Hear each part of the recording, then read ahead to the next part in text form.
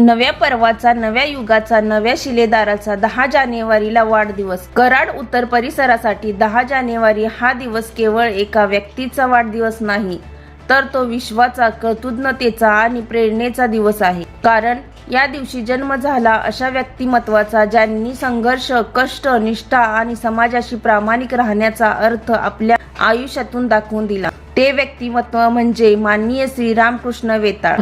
आजच्या अस्थिर आणि अविश्वासाच्या राजकारणात त्यांचे नाव सातत्याने विश्वासाचे प्रतीक म्हणून घेतले जाते. हीच त्यांच्या कार्याची खरी पावती आहे. रामकृष्ण वेताळ यांचा दिवस समाजकारण आणि राजकारण यासाठी सुरू होतो आणि त्यासाठीच संपतो.